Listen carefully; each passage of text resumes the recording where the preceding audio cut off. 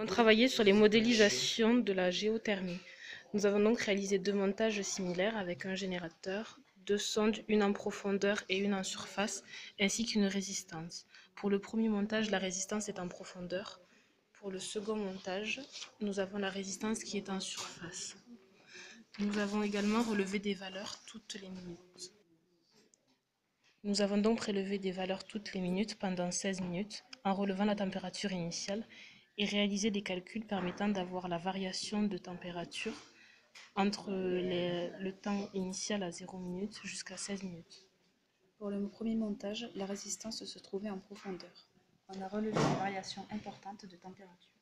Initialement, elle était de 24,3 degrés en surface et de 23,7 degrés en profondeur.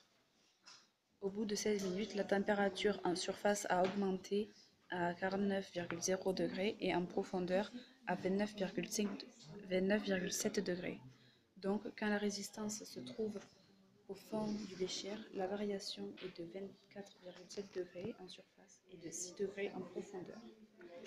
Pour le second montage, la résistance se trouvait en surface. On a relevé des variations importantes de température. Initialement, elle était de 23,6 degrés en surface et de 23,4 degrés en profondeur. Au bout de 16 minutes, la température en surface a augmenté à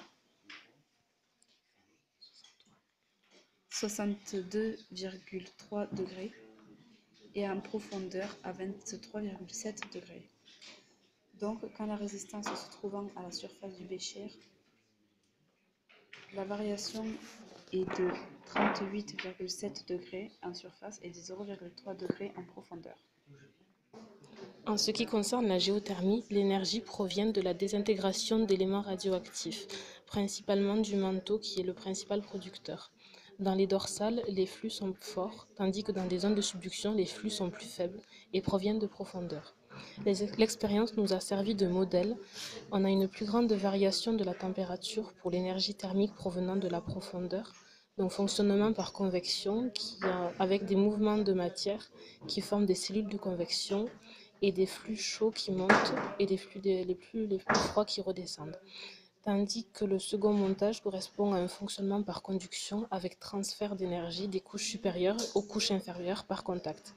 On observe donc que le fonctionnement par conduction est bien moins efficace puisque la variation d'énergie, donc traduite par une augmentation de température, est moins importante.